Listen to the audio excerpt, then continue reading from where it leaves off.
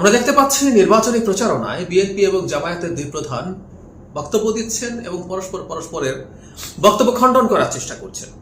এটাকে নিয়ে কেউ কেউ বলছেন যে তারা বাকবিতণ্ডায় জড়িয়ে পড়ছেন কিনা, এটা রাজনীতির জন্য ভালো হচ্ছে কিনা। আমি মনে করি দ্যাটস ফাইন, সোফার যেভাবে হচ্ছে, যতটুকু হয়েছে খুবই ভালো।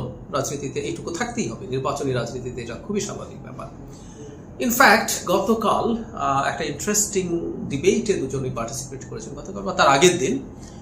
আমরা খেয়াল করেছি যারা তারেক রহমান গুপ্ত শব্দটা এখন ব্যবহার করছেন, একবার ফান করে, এখন আবার সিরিয়াসলিও বলছেন। উনি রাইটলি তার দলের একটা চ্যালেঞ্জ বা সংকট আইডেন্টিফাই করতে পেরেছেন এবং জামাতের আমি সেটাকে জবাবও দিয়েছেন।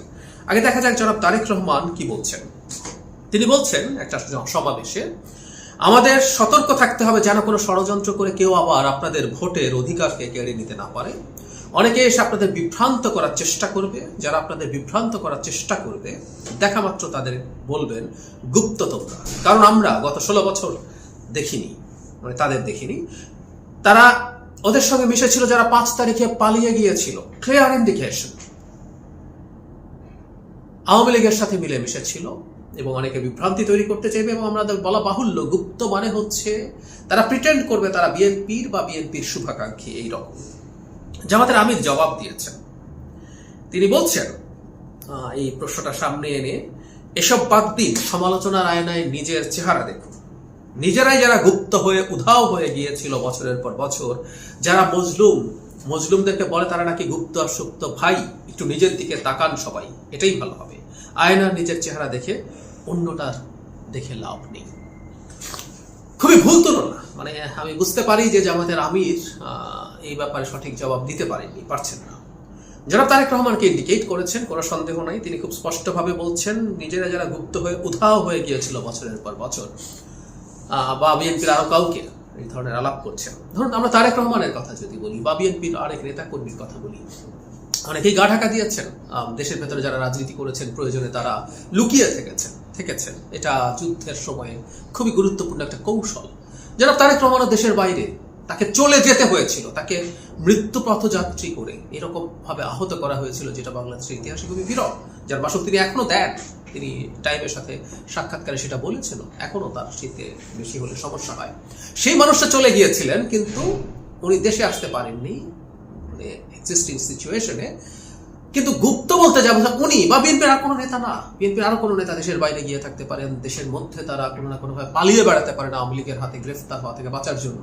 আওয়ামী লীগের হাতে গ্রেফতার হওয়া মানে গুম হয়ে যাওয়া, আওয়ামী লীগের হাতে গ্রেফতার হওয়া মানে জেলে চলে যাওয়া, এক্সট্রাজুডিশিয়াল কিলিং, টর্চার, কি না, সেগুলো থেকে বাঁচার জন্য, বেঁচে থেকে আন্দোলন করার জন্য অনেকেই এই কাজ করেছেন। বিশেষ করে 23 সালে যখন টানা আন্দোলন হচ্ছিল, 22 সালের শেষ থেকে শুরু করে 23 সাল পুরোটা, তখন অনেকেই নানান জায়গায় লুকিয়ে থাকতে হয়েছে, পালিয়ে থাকতে হয়েছে।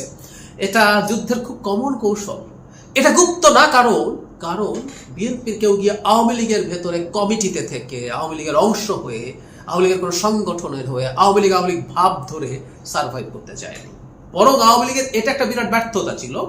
তারা এই বল প্রয়োগ তো বটেই, লোভ সহ নানা কিছু করেও বিএনপির মানুষজনকে সেই জায়গায় নিতে যায়নি। সুতরাং গুপ্ত বলতে যে আলাপটা আছে সোশ্যাল মিডিয়াতে শুরু হয়েছিল, সেটা মূলত এটাকে মুনাফেকি বলে। বিএনপির কেউ মুনাফেকি করেনি।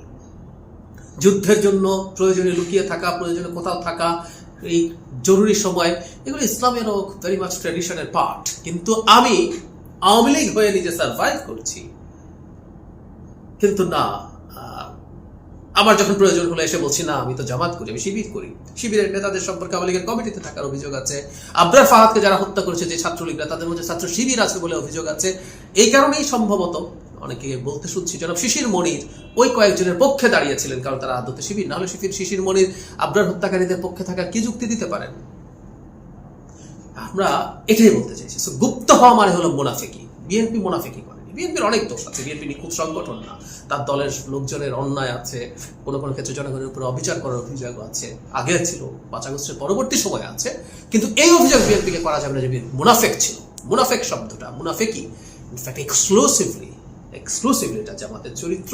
গুপ্ত বলতে জনাব তারেক রহমান রাইটলি সেটাকে বুঝিয়েছেন এবং আমি আশা করি বিশেষ করে এই শব্দটা যদি এখন জেনজিরা প্রচুর ব্যবহার করছেন, জেনজিরা দেখছেন, তিনি তাদেরকেও কানেক্ট করতে পারছেন এবং জনগণের সামনে এদের চরিত্রটা প্রকাশ করতে পারছেন।